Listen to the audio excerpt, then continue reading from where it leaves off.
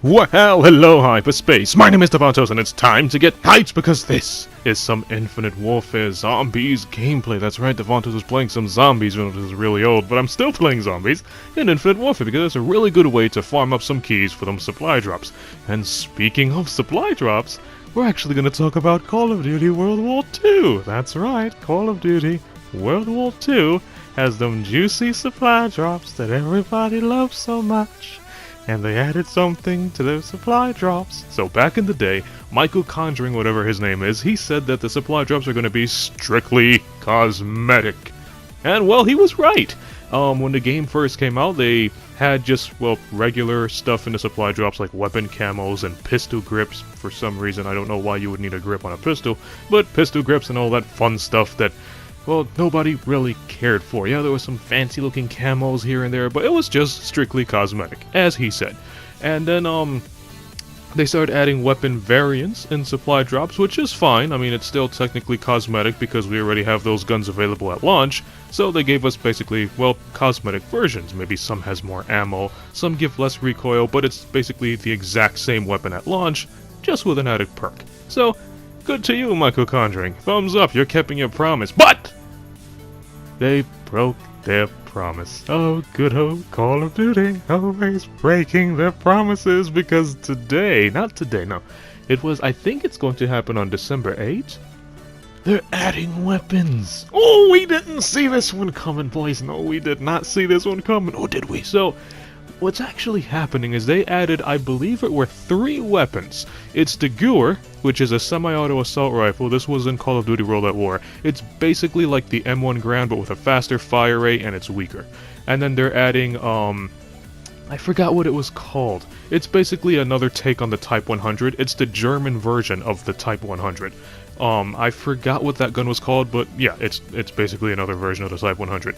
And then they're adding an MG, and I forgot what that MG was. It's kind of similar to the FNG-9, but I believe the FMG-9 was a German firearm. The new one that they're adding in the supply drops is going to be, I believe it was the American take on it. But for whatever reason, well, they're adding weapons in these supply drops, and we all knew it was coming, but that's not all. This is how you can unlock these weapons. Very similar to Infinite Warfare, you gotta complete a challenge, and you have access to the base model. That's fine. Infinite Warfare did it. I really liked how Infinite Warfare did it, and it seems like they're carrying over the same technique to World War II. If you want to have access to the variants, that's where the supply drops come in, and there's just the same thing with Infinite Warfare. You know, Infinite Warfare added the RVN, you complete a challenge, you get the base model, and then if you want the variants, you have to do supply drops. So that's fine.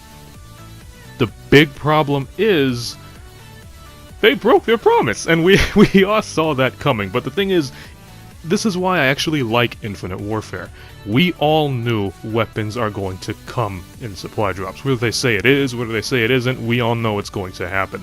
When Infinite Warfare launched, they didn't say, strictly cosmetic. They just said, oh, we're going to give you weapons anyway. And the thing is, they don't even let us know. They don't say, oh, here's a trailer showing the new weapons. They just drop it. Like, they just plop it down.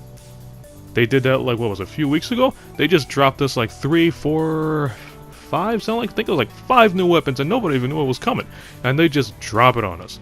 And that's actually something I really like, because when they have this trailer that adds all this hype to it, especially since COD can't be trusted now, they add this trailer showing all this hype, you just know they're trying to get the fans all hyped up to try to hog up as much cash as possible. And it just shows you, man, like, they're still so greedy. And the thing I still don't understand is World War II was a huge launch. They as I said before, they had posters everywhere and all that stuff. But then when the game launched, they're having server issues. Now, there's an argument that's going around saying, oh, there are so many people hopping on World War II that the servers crashed. I was like, come on, man, really? There have been so many games like GTA 5 and a lot of other games that at launch the servers did not crash, and there were millions of people signing in. So I think they're kind of pulling an Infinite Warfare here. And I say that as in they released an incomplete game. Now, granted, Infinite Warfare now is a complete game, and at least to me, it's a really good game, so maybe in the near future, hopefully the near future, they will complete World War II so it can actually be a fully developed game and not have all these server issues, these bugs, and supply drops that when you open it, you don't get nothing. Let's hope they fix that. Oh, but we're not finished. There's even more things to take place in World War II. Now, during this special Christmas event, let's call it, they're calling it Winter Siege, and it's going to play out kind of like Infinite Warfare's Halloween event. Every week you would have access to one special supply drop, and that special supply drop would have a Winter Siege item. We all know 90% of the time it's going to be a winter camo because they don't want to give up them weapons. So just keep in mind that you are going to be receiving one special supply drop with a Winter Siege item, and then you can probably use your keys or coins, whatever it is in that game. You can wind up using your currency to probably purchase more winter items through winter supply drops. And they said it's going to include things from uniforms to camos, which I know we're going to get, and those weapons, which probably just like 2 guys are ever going to get. And also, there's one thing I really want to cover about World War II, which is ranked. Oh mama, we're going to be talking about ranked now. Okay, so we all know Overwatch was a huge success, one of the biggest launches in video game history. It was huge. And everybody's trying to be like Overwatch now. Alright, we have Infinite Warfare, who's copying up some things from Overwatch. We have World War II, that's copying up something from Overwatch. But the thing that makes Overwatch, well, Overwatch, is the competitive aspect from Overwatch. They have, prizes for competitive. They set you up in different tiers. You have, let's say, Bronze, Silver, Master, and so on. And they even have a whole esports section dedicated to Overwatch competitive. We have North Korea versus, Texas and all that stuff, and it's just huge. Competitive is Overwatch. It's a team-based game. You have to use skill to win, and competitive just fits in so perfectly into Overwatch. And now they're putting that in Infinite Warfare. I mean, not Infinite Warfare, who am I talking about? I'm playing too much of this game. They're putting it in World War II. That is a huge problem because competitive does not fit into Call of Duty, especially if you're doing it solo. Granted, I'm pretty sure some of you guys got a couple of friends you play with online, maybe it's like 1, 2, maybe 3, but how many of you actually play with a full party of 6 people every single time you play Call of Duty? That's a huge problem. I'm pretty sure nobody does. So, let's see it like this, right? Oh yeah, before I actually get into the detail on how this Overwatch competitive worked, which is going to be called Call of Duty Ranked, but anyway, I'm just going to keep calling it Call of Duty Competitive because it just sounds better because of Overwatch, but anyway, when you play Call of Duty Competitive, you get a special prize for, I believe, participating or maybe reaching a certain tier, and it's going to be a shiny new hat. Yay! It's gonna be a nice little hat with the, the military star and the eagle wings and that little leaf underneath. It's gonna be a fancy new hat. It's gonna be like a fedora. Let's call it a fedora. So, it's, yeah, that's gonna be your prize. And it would be a little odd for you to be getting gold guns in COD Competitive because we know the gold guns are completed through challenges. But here's where the huge problem comes in with this whole Call of Duty competitive thing. It just doesn't fit in COD. So we're actually going to go over on why it doesn't fit and why it's not important no matter how you look at it. So, why it doesn't fit. It doesn't fit because Call of Duty is just a lone wolf kind of game. You can play, I'm pretty sure you guys have been through this, you hop on any game, Team Deathmatch, Domination, Search and Destroy, whatever, you hop on any game, and you can be so good at the game, you can carry your team and win.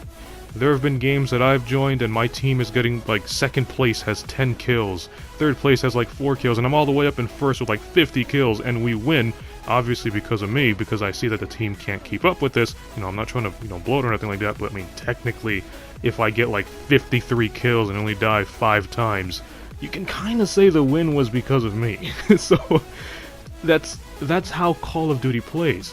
Yeah, there are times where Call of Duty uses teamwork, very rarely, but you can carry in Call of Duty. Now, let's say, and of course, Call of Duty is going to give you all these random teammates. We all know those guys who play Call of Duty and they get like 2 kills and die 20 times. what's gonna happen if you're playing Overwatch competitive, I mean Call of Duty competitive, I'm getting confused here. What would happen if you're playing COD competitive, and you're put in a game, you know you're a beast, you can go like 30, 40 kills straight, but every one of your teammates straight up suck. And then you have the enemies who are also beasts, just like you.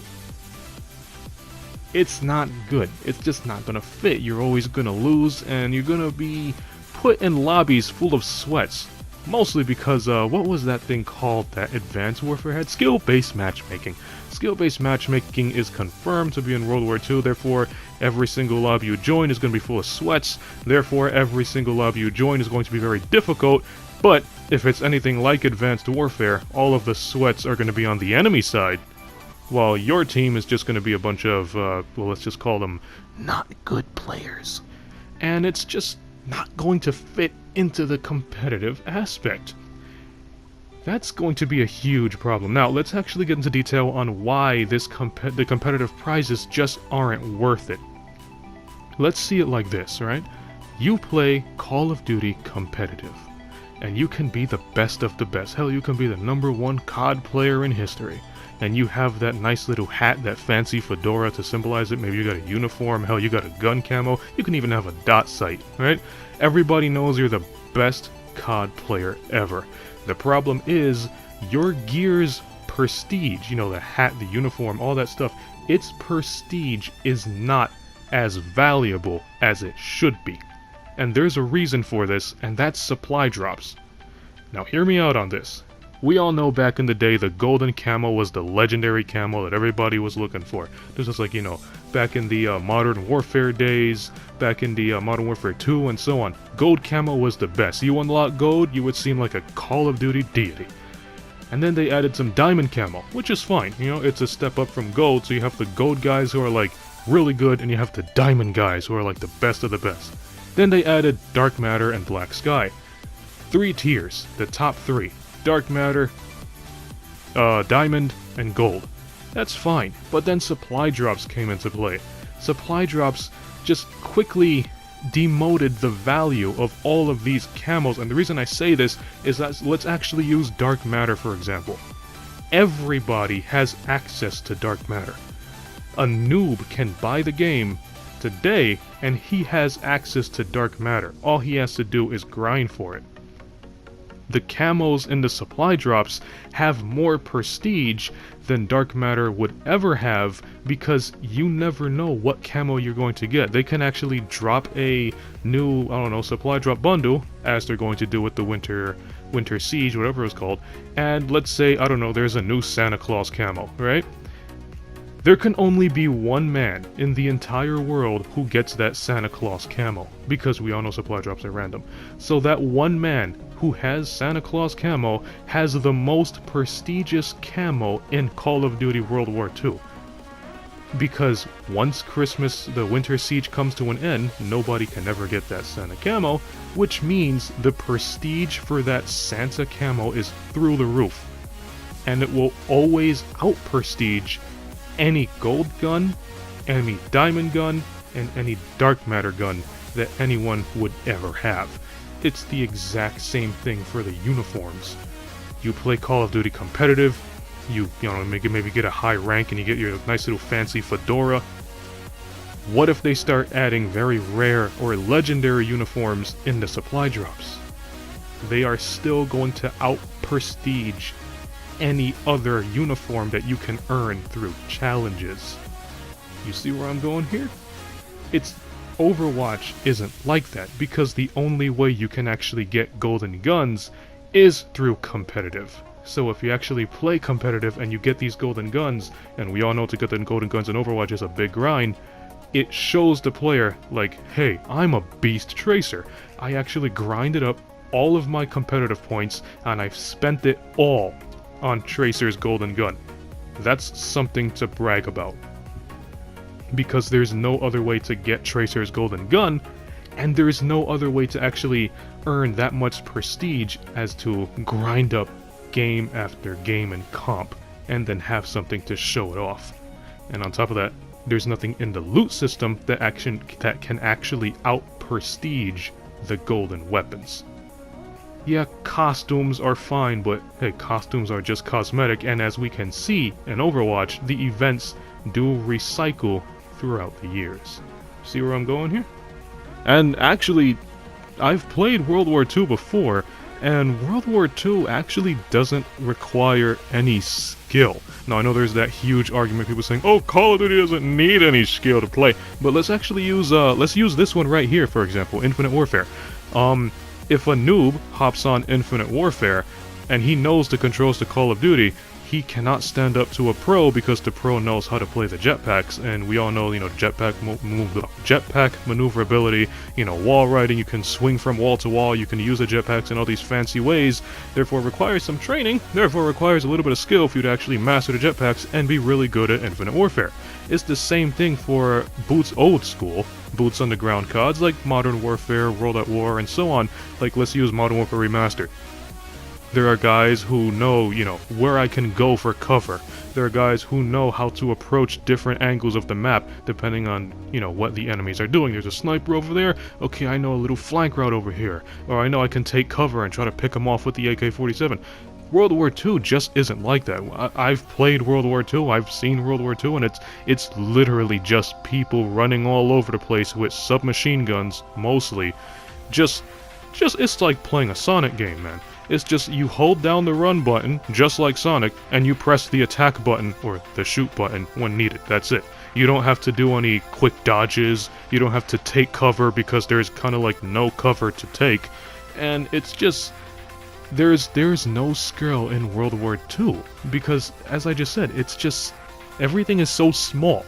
The largest map I've seen was that snow map, and I forgot what it was called. It was that snow map that in the trailer the guy got sniped with the guy with the Springfield. That's like the biggest map in the game. And yeah, that one does play out like a Modern Warfare game, Modern Warfare map, but besides that, everything else is just people running all over the place, and, we can kind of all come to an agreement and say that Sonic games don't require skill, because all you gotta do is hold run and press attack when needed. If that's the case, World War II is the exact same thing. You just run around and just press the shoot button when needed. That's kind of about it. Old Davontos is over here roasting World War II, ain't he? So let's actually close the video with this. As I said, World War II not having any skill like a Sonic game. Well, Sonic games don't have any skill, but there are some people who actually really like Sonic games, and that's fine. You can like whatever you like. And I'm pretty sure some people like World War II.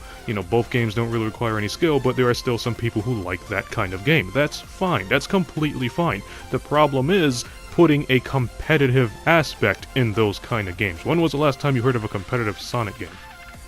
It's not going to fit. As I said before, it fits in Overwatch because Overwatch requires skill, practice with the heroes, hero mastery and all that stuff, but it just doesn't fit in Call of Duty because just how Call of Duty, especially Call of Duty World War II is.